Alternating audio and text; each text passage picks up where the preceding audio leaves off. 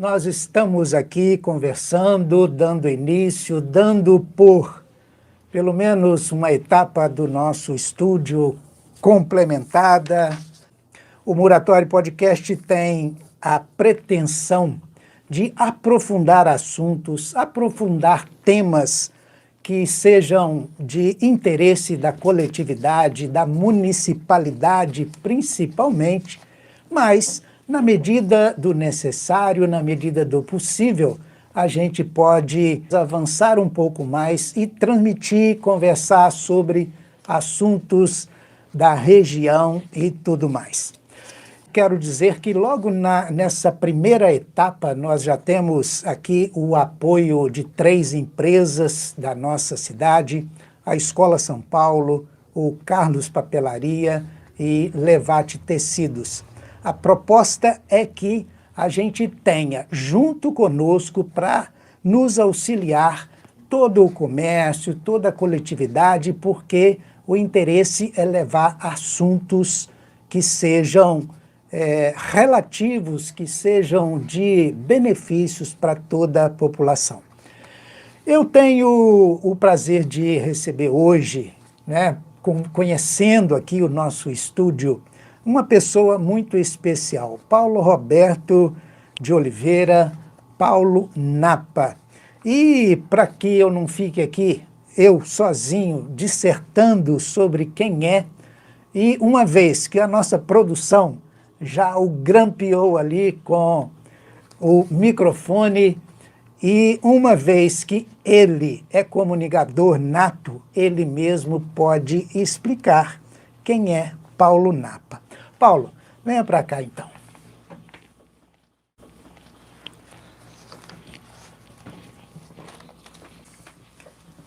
Eu tenho a grata satisfação de começar esse primeiro bate-papo desse projeto Muratório Podcast. E, para início de conversa, eu queria saber quantas horas você tem disponibilidade? Temos. Bom, eu que quero agradecer o convite. Para mim é um prazer e uma honra estar aqui inaugurando esse espaço. Me sinto muito lisonjeado de ter sido o primeiro convidado. Então, é interessante porque, assim, é claro que eu tenho as minhas razões para ter te convidado, mas eu queria também ouvir do Paulo algumas opiniões. Você está vindo conhecer o nosso estúdio, então, de cara, eu quero te perguntar qual a expectativa que você teve, o que você achou do espaço. Bom, para eu que conheci o espaço antes, agora depois, eu fiquei surpreso quando eu cheguei aqui. Está muito diferente, a estrutura muito bem montada. Mas eu acho, Elias, que o principal que as pessoas podem esperar desse podcast é o conteúdo, né? Pelas ideias, eu imagino que seja uma coisa muito bacana, muito promissora. Falando disso, o que você acha desse projeto? Eu já troquei algumas ideias com você de ter mais um veículo de comunicação na cidade. Nós temos vários, Nós estamos em todos os segmentos. O que você acha dessa... É maluquice? Não, informação nunca é demais, né? Então, quanto mais a gente tem, ainda mais nesse formato agora, que é um formato novo. Na verdade, não é um formato novo, né, que está na internet, mas o formato de podcast, de videocast, ele está se tornando cada vez mais popular e vai ser um formato que daqui a pouco já está aí penetrando na casa de todo mundo hoje tem um smartphone, um computador com internet. Então, assim, a comunicação ela vem mudando ao longo do tempo, né?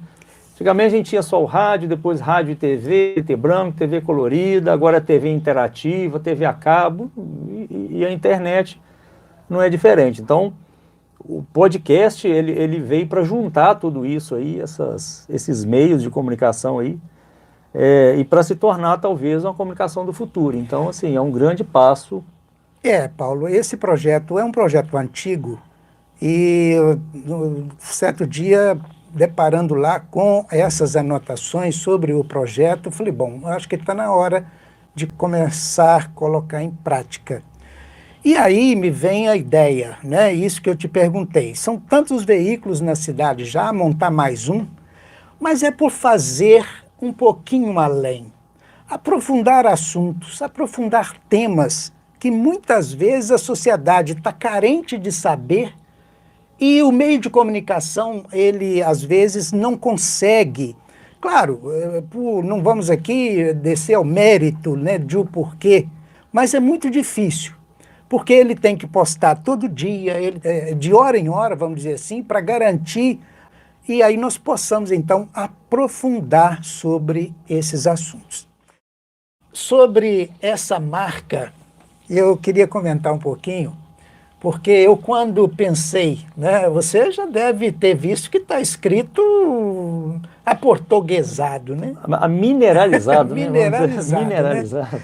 Pois é, eu mandei essa ideia para 2 amigos, claro, mandei para muitos amigos, e 2, Elias, você não escreveu errado esse Muratório podcast, porque não é escrita, a grafia não é assim, mas talvez seja de propósito, intencional, porque depois você pode aprofundar nisso e tal.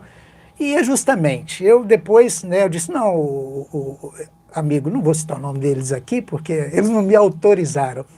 Mas falou, é justamente isso. E eu posso brincar em determinadas situações, eu sou Elias Muratori, né? Então, Muratori pode questionar. Então, aquele que sentar aí com o meu convidado, pô, Elias, mas você vai me perguntar uma coisa dessa e eu vou brincar. Muratori pode questionar e o convidado pode responder. Deve. Então, seria para isso. Sentou aqui. Quero destacar também que essa arte é do Tiago Lima, o meu genro. Linda. Ele trabalhou muito bem. A princípio, a minha primeira ideia era esse fundo ser um muro. Mas ele falou, não, cara, o muro fica muito pesado. É muito tijolo, porque o muro vem de muratori, né? Muratori é fazedor de muro, né? Pedreiro, por aí afora. Mas acabei sendo convencido e bem convencido. Bom, eu quero então perguntar aqui, eu não vou facilitar as coisas para você, como eu disse no princípio, eu quero que você me diga quem é Paulo Napa, qual que é a formação, quando que você começou, por exemplo, começou a mexer com a internet? Antes dela existir? O primeiro contato com a internet foi aí, já deve ter aí quase tô beirando uns 30 anos. Pois é, praticamente o celular era aquele tijolão ainda, com aquela antena. Não existia. Não existia? Não. O primeiro provedor de internet em Muriaé, não, aliás, estava começando sim, estava começando. Estava começando a existir, mas assim, a gente nem imaginava de hoje existir um smartphone com toda essa tecnologia. A gente imaginava que fosse ser um telefone menor do que existia, mas dessa forma nunca imaginei, não. Eu quando ouvia dizer, eu não acreditava. Falei, não é tanto assim. Eu ouvia como a palavra cyberespaço, cibernética, foram as primeiras literaturas que eu conheci, né, dentro desse assunto.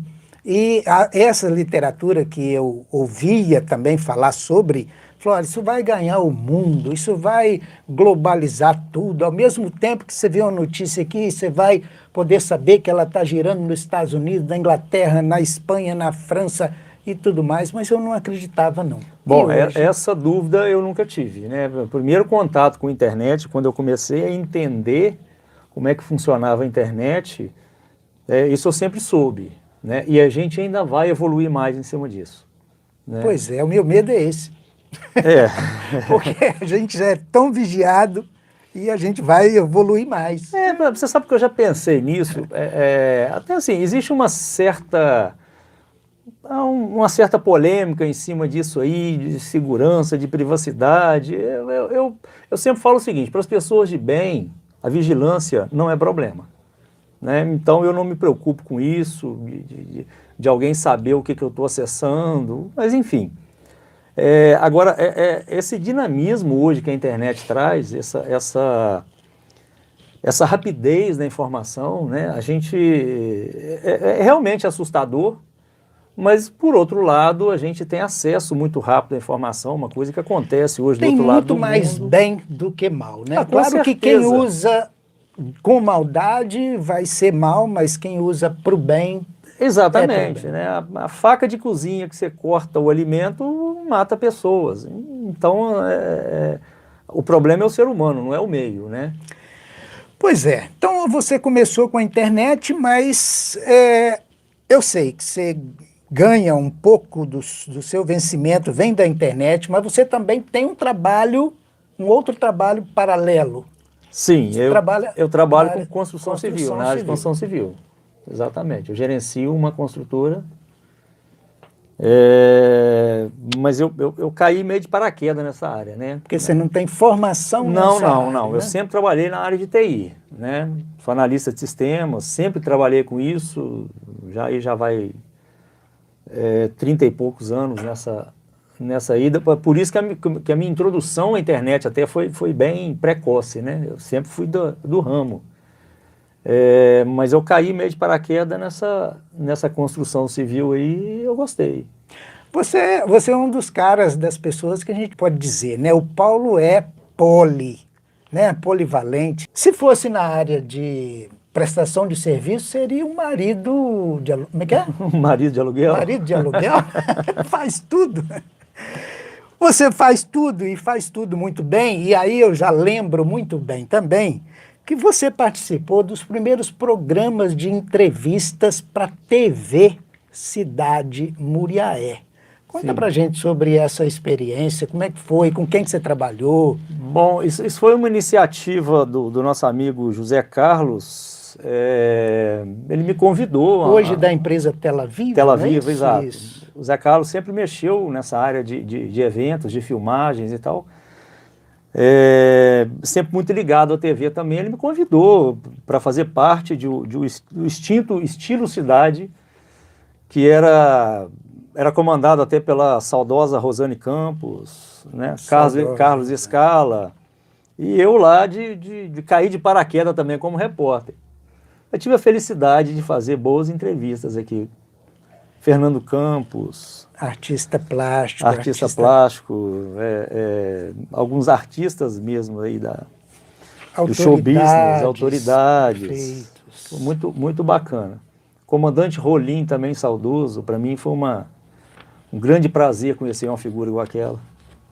Era comandante da TAM na época, era o presidente da TAM, isso. Isso, porque os mais jovens principalmente não vão saber. É verdade.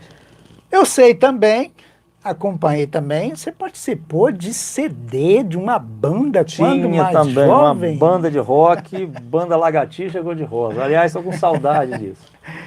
Saudade daquela turma. Bom, a minha turma, ela sempre gostou muito de música, né? Então a gente saía para barzinho, raramente não aparecia um violão, não tinha um violão na mesa. Eu vou te pedir, chega um pouquinho mais para frente. Aí, pronto. Isso quando não tinha mais de um ou mais de dois, inclusive. Então, assim, a minha juventude toda foi em cima disso. Eu sempre gostei muito de música. E a turma da Lagartixa Cor-de-Rosa, ela existe há muitos e muitos anos. E, inclusive, amigos compositores dessa turma. E a gente resolveu um dia, vamos gravar um CD, vamos colocar tudo isso que está no papel, né, a mesa de bar para dentro de um CD. Uma foi uma versão que a gente fez de I Will Survive, da Gloria Gaynor, mas todas as outras músicas autorais. Esse é o Paulo Napa, né? Eu disse que ele é polivalente e está aí mostrando que é. Você tem mais alguma especialidade? Mas vamos antes de... Tem uma que em especial que eu quero comentar com você. Vamos falar um pouquinho da sua empresa, que é marketing digital. E, obviamente, óbvio que você vai ter que explicar como é que chama a sua empresa e por que nasceu, né, esse nome. E de onde surgiu essa empresa, esse nome, esse título? Bom, o título nasceu de um nome que eu procurava, um nome forte, né? Eu acho óbvio uma palavra forte, uma palavra que diz muito. Só que assim, eu tive a ideia de milhares e milhares de outras pessoas, porque se você procurar óbvio na internet, você vai achar N agências de marketing, de publicidade com esse nome. É óbvio alguma coisa óbvio, só óbvio, enfim. E matutando muito, eu optei por óbvio, que é um óbvio não óbvio. Mas é isso que significa, seria um óbvio. Legal. E aí, a sua arte, a sua logo, ela lembra dois olhos, é isso? O que é Dois aquela olhos. logo? Não, na verdade, é o estilo de coisa que eu gosto, uma coisa... Eu Meio gosto, abstrata, né? exatamente, é um traço Uma simples. marca Eu gosto de marcas assim, né? É quando você vai fazer as pessoas vão desenhar, por exemplo, logomarca, inventa, borda, 3D, 4D, 5D, enfim. pesa muito. É isso, se você for ver hoje, as maiores marcas do mundo, é muito simples, é tudo muito simples. É Red Bull, talvez um pouquinho mais complexa com aquele tourozinho, mas a Coca-Cola não tem nada, só escrito Coca-Cola. Pois é, a esse respeito, eu estive conversando essa semana com o amigo, nosso amigo, o Nicodemos, da Escola São Paulo, e ele falou: Elias, mudei a logo da escola, tirei aquele colorido todo que tinha, porque era pesada demais da conta, e olha o que ficou. Estava me mostrando, ficou levinha, porque antigamente justificava, né? Hoje não justifica mais. Agora, qual que é exatamente o trabalho, né, o produto da Óbvio? Bom, basicamente é óbvio comunicação, marketing, publicidade. E basicamente assim, a gente trabalha mais com marketing digital, que é o que está chegando, na verdade não é o que está chegando agora, é o que está ganhando agora uma proporção assim absurda de grande. Hoje a gente fala que, antigamente as empresas, elas precisavam de um telefone, né? Se você abrisse uma empresa, você tinha que ter uma linha telefônica, né? Como é que as pessoas te achavam? Catálogo telefônico, procurava ali, páginas amarelas, procurava ali, achava a empresa dessa forma. Hoje é o digital, né? Hoje o Google é um mecanismo de pesquisa mais utilizado no mundo inteiro. Então, quando você precisa de um produto, você está ali. Então, hoje uma empresa que não está no digital, ela simplesmente não existe. Então, a gente trabalha muito com isso, com marketing digital, com mídias, com redes sociais e gestão de tráfego. Gestão de tráfego são aquelas publicidades que você vê ali aparecendo quando você está no seu Facebook, quando você está no Instagram, quando você está no Google pesquisando, aparece lá em cima, patrocinado, anúncio. A gente chama aqueles anúncios, a gente cria aquelas campanhas. Gestão de tráfego. Tráfego. Ô Paulo, é uma curiosidade, sempre nas suas redes sociais e tal, você posta sempre uns pratos bonitos. Isso é uma paixão que eu tenho na vida, né? Esses pratos você compra eles congelados, são pré-assados, como é que é isso? Onde eu posso achar esses pratos? Não, primeiro... Bom, esses pratos, assim, a gastronomia é uma paixão que eu tenho na vida. Aprendi a cozinhar com a minha mãe e comecei a desenvolver, inclusive fazendo trabalhos profissionais também na área de gastronomia, né? Então eu gosto muito, gosto de cozinhar, gosto de criar. Tenho também muitos pratos autorais. Faço também tutoria para restaurantes. Que bom, cara. Né? Treinamento para equipe, para cozinha, criação de cardápios, eu faço isso também. Se eu quiser te contratar para um almoço ou um jantar, você faz esse tipo de trabalho? Não faço mais. Mas eu já não fez. tenho mais, eu já fiz muito. Eu já fiz. Na verdade, eu comecei a desenvolver em Muriaé a atividade personal chefe. Mas a minha atividade principal não é essa. E isso começou a tomar muito tempo. Né? Então eu tive que realmente parar, porque existe inclusive uma dica para quem faz, para quem cozinha aí. Muriaé está carente disso. Muriaé é carente. O personal chefe basicamente é o seguinte: eu ia na casa das pessoas, eu levava todos os ingredientes, eu cozinhava e levava o ajudante, depois deixava a cozinha limpinha e ia embora como se nada tivesse acontecido. Só deixava boas lembranças. E um pouquinho que sobrava da comida também. Qual o prato que você gosta mais de cozinhar, que é esse, Maurício? Esse é o meu predileto. Bom, eu gosto demais de carne e massa, mas eu acho que o que eu mais gosto de fazer e gosto de comer, até porque é uma terapia, né? Eu gosto de fazer massa fresca. E eu tenho uma máquina italiana, que ela é a manivela. Existe até um motor para adaptar nela, mas eu não quero. Eu gosto ali Manual. na manivelinha, no manual, que é uma terapia. Você preparar uma massa, você cozinhar uma massa fresca.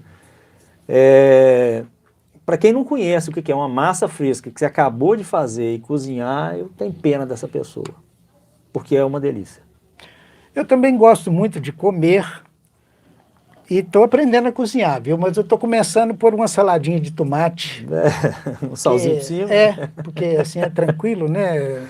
Não, mas Faz rápido. cozinhar não é difícil. Cozinhar não é difícil. Desde que você pense, você tem que pensar do início, né? Existe, é claro, existe macete, existe técnica para tudo que você faz na vida, né? Mas quando você pensa, quando você vê um prato pronto, se você começar a pensar demais, você desiste. Só que ali é muito básico, é tudo muito simples. Eu fui fazer uma consultoria para um restaurante aqui de Muriaé, colocamos no cardápio deles um espaguete à carbonara. Aí quando eu falei carbonara com a dona, ela assustou. Não, a cozinha não vai conseguir fazer. Mas claro que vai. Não, porque eu já estudei gastronomia e o meu não dá para fazer, eu não vou deixar na cozinha. Eu falei assim, deixa comigo. Então quando você tem a técnica certa para fazer, não tem erro, né? A cozinha, ela tem um processo, assim como você tem, quando você vai fazer, quando você vai escrever, quando você vai gravar um podcast desse, você tem um processo. Primeiro você liga a câmera, depois você faz. Então, você faz na sequência. Pois é, você foi jurado de um concurso na cidade. Concurso de comida de boteco? Deu nome? Foi. O Circuito Gastronomia. Circuito. 2021, inclusive, nós estamos esperando 2022 aí. Agora com a graça da pandemia aí controlada, não acabada, né, não encerrada, mas controlada, eu espero que a gente volte a esses bons tempos, né? Você considera que Muriaé tem uma boa gastronomia? Faz jus ao nome gastronomia mineira? Bom, gaguejou. Você falou que você pode questionar, então eu posso falar. Eu sou muito sincero. Muriaé tem muito potencial. Potencial. Significa que não alcançou ainda... Eu fiquei muito surpreso quando eu fui jurado desse concurso. Surpreso de duas formas. Primeiro, surpreso com a qualidade de alguns produtos, de alguns pratos, que eu assim, fiquei maravilhado. E depois conhecendo o pessoal da cozinha, porque eu faço questão até de cumprimentar, você vê a simplicidade das pessoas que não estudaram, só tem a prática. no ramo, que só tem a prática. Só que tempero, faculdade nenhuma ensina, é a prática. Agora, da mesma forma, eu fiquei surpreso com algumas surpresas, vamos dizer assim, negativas. Não tão boas, né? Porque eu acho que a gastronomia, ela já rompeu limites. Antigamente, uma pessoa falava assim, o fulano foi nos Estados Unidos. Hoje todo mundo vai e volta nos Estados Unidos. Então, você viaja hoje para fora, você tem muito acesso, não só exterior, mas eu estou falando fora do município, fora do estado. Então você tem hoje bons restaurantes, e isso tudo está evoluindo. E Muriaé a gente precisa evoluir. A gente precisa evoluir um pouco mais. A gente tem que chegar no cardápio, você vê ali batata frita, filé com fritas, não dá. Entendeu? Agora, potencial tem. É só querer ir colocando aos poucos aqueles pratos, introduzindo aos poucos aqueles pratos, porque tem muita demanda. As pessoas falam comigo, Paulo, você tinha que montar um restaurante, porque aqui a gente não tem tal opção, aqui a gente não tem isso, aqui a gente não tem aquilo. Então, assim, eu sinto essa necessidade também. Clientela, né, público, certamente tem, porque a gente percebe os restaurantes cheios, os barzinhos lotados, sim, um churrasquinho que abre, aglomera uma multidão ali, e vale a pena essa diversificação. A gastronomia da Serra ajuda nisso, né? Claro, sem dúvida, né? É um evento que dá oportunidade para os restaurantes se mostrarem lá, né? Além da festa, além dos shows, além de valorizar muito a comunidade local lá de Pirapanema, eu acho que o maior legado que isso deixa é você poder, por exemplo, eu vou falar do Casa da Vila, infelizmente não existe mais, mas o Casa da Vila abriu em Muriaé e eu fui conhecer ele em Pirapanema. Um amigo disse, não, você tem que ir lá conhecer e tal. Cheguei lá, fiquei maravilhado com Inclusive, a você comida. contribuiu na cozinha lá durante um ano, não foi? Ou não na mesma cozinha da Casa da Vila? Não, Casa da Vila não. Eu Mas fiquei outro... um tempo também dando uma consultoria lá no Beer House. Beer House. Isso. Bom, só para a gente finalizar esse assunto, então, cozinhar é uma arte. Como é que você relaciona a comida com a arte? Bom, é uma arte, sim, eu considero uma arte. Assim como você pinta um quadro, assim como você faz uma fotografia, assim como você faz uma escultura, você pode fazer um prato. Que agora eu sou mais a arte do prato, porque ali você mexe com os sentidos da visão, do olfato, do paladar, até do tato. Então, assim, eu considero uma arte. Que você Muitos não, mas também, eu, além sim. de tudo, é um arteiro, então. Né? Ah, Você fez muita arte, bastante arte. Quando criança? Bastante. Bastante. Eu era muito ativo, vamos dizer assim. Ativo, né? Tá bom. Paulo, então, olha, eu quero te perguntar agora, com toda a sinceridade, é uma consultoria, assim, sem pagar, porque, afinal de contas, o cachê está garantido dele, da vinda dele. O que você imagina que eu possa melhorar nessa forma de comunicação? O que você, né, você colocou a sua primeira impressão, mas o que você me aconselha? Aqui, no nosso visual, né, são os livros, os que eu já li, são 4 livros, os meus 4 livros ali, mas vai entrar aqui ainda a logo dos nossos apoiadores culturais, porque, afinal de contas, vai ser uma troca, né? Eles nos apoiam e a gente propaga também a empresa, porque vale a pena. Mas você acredita que essa comunicação da forma espontânea, nada formal, eu gosto dessa ideia, né, de conversar assim. Né? Eu sou um jornalista formado, mas eu não gosto de formalidade. Você acha que o caminho é esse?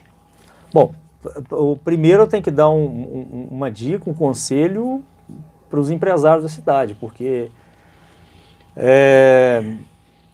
e tirar realmente os livros aqui, não que sejam ruins, mas colocarem a marca deles ali no sentido de apoiar mais um meio de comunicação que surge na cidade aí, mais um meio de entretenimento, né, já que você cita esse tom descontraído. Mas eu acho que o caminho é esse, porque o que envolve a gente, por exemplo, quando você pega um jornal, o jornal você tem uma leitura fria da notícia. O jornal você tem uma entrevista que você não sabe o tom da resposta, você não sabe o tom da pergunta. Então, quando você vê ali áudio e vídeo, você vê o calor da coisa, você vê até a sinceridade nas palavras de quem está respondendo ou não. Então, eu acho que o caminho é esse, sim. A gente tem que ser, de certa forma, pretensioso, né? A minha pretensão é aprofundar assuntos e temas que, às vezes, os meios de comunicação da cidade não têm esse apelo, talvez, e talvez pelo excesso de fatos, né? Coisas factuais que acontecem, e eles ficam correndo atrás do talvez fato... o dinamismo que eles têm que ter, sim, né? que eles têm que ter. Prejudica, de certa forma, esse outro Sim. lado. Então, a ideia é aprofundar. E aí, para deixar também nosso internauta informado, a pretensão é de nunca o Muratório Podcast ultrapassar aí 60 minutos de conversa, Aliás, se você, né, se o internauta está assistindo pelo YouTube, né, a gente convida até para se inscrever no nosso canal, tocar no sininho, que muitas vezes, nem sempre, mas muitas vezes o YouTube avisa, o Elias postou mais algum vídeo. Avisa. Mas nem sempre, mas ajuda muito, ajuda o canal a crescer. E a ideia é justamente essa, aprofundar, distribuir o nosso conteúdo em todas as plataformas possíveis. No caso, para ficar num exemplo que eu estou lembrando agora de áudio, o Spotify, né, que é um famoso. Aliás, essas chamadinhas que eu já fiz já está no Spotify também. Daqui para frente, nós vamos começar a divulgar também o nosso link de Spotify e das outras plataformas. Vai estar na minha página de Facebook, no meu perfil e na fanpage. Vamos distribuir também pelos grupos de WhatsApp que a gente participa, que não são poucos, além daquelas pessoas muito queridas que não estão nos grupos, mas que a gente tem contato individualmente através do WhatsApp. Então nós vamos distribuir o nosso conteúdo o máximo possível para que a gente possa crescer. Quero te fazer uma pergunta final, então. Você acredita que podemos dar, apesar de tanta melhoria que precisa, podemos dar por inaugurado o estúdio e o projeto Muratório Podcast? Com certeza, inauguradíssimo. Eu, assim, mais uma vez, só reiterando o que você disse aí, peço às pessoas que apoiem a ideia, porque, para começar, eu apoio tudo que me pedem. Eu acho que não custa nada você se inscrever no canal, não custa nada você curtir uma foto de alguém, uma postagem, não custa nada você fazer isso. Isso não te tira nem 2 segundos, enfim. Então eu peço às pessoas que realmente compartilhem esse conteúdo, porque eu acho que a gente vai ter boas entrevistas por aqui. Com certeza. Bom, uma vez que você está dando por inaugurado, e essa é a questão, realmente, nós vamos fazer um brinde. Eu trouxe um vinho aqui, que eu fiz questão de tirar o rótulo, para que, aliás, não te ofereci água. Eu prefiro vinho. Nós estamos tão informal aqui que... Então, nós vamos fazer um brinde, e um brinde ao vivo, e, como eu disse, eu tirei o rótulo para não te influenciar e você provar realmente, ver se está aprovado o vinho ou não. E aí, eu só achei ruim de não ter servido antes. Entrevista... Cara, mas nós vamos ter muito tempo aqui, velho. Entrevista rola mais. Nós vamos ter muito tempo aqui para tomar esse vinho. E aí a gente fala procedência do vinho. Eu já sei que é italiano. Tem cheiro de italiano. Né? Um brinde. É o nosso Muratório Podcast. Sucesso do Muratório Podcast. É o meu primeiro convidado nesse projeto, nesse episódio número 001. Isso.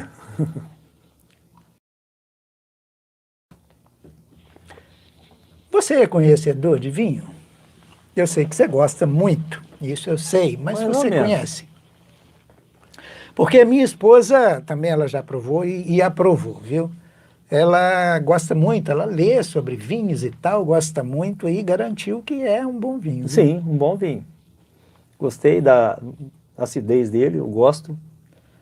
Se você pudesse chutar, você falou que é italiano, italiano, né? Seria um importado italiano? Não, eu não sei se é importado, mas com certeza um vinho italiano. Lembra muito os vinhos italianos. Bom, a procedência vinícola Muratório. Mas tá uma delícia mesmo. Já que a gente estava falando de comida, fácil de harmonizar. Porque o que acontece? Os 4 elementos de um bom prato: sal, gordura, acidez e calor. Sal, gordura, acidez e calor. Né? O sal, ele realça o sabor. A gordura, ela tem muito sabor. Comida, carne sem gordura não é a mesma. Acidez, o nosso paladar precisa da acidez para as glândulas palatáveis se abrirem e receber melhor. E calor, obviamente, para você poder preparar aquilo ali.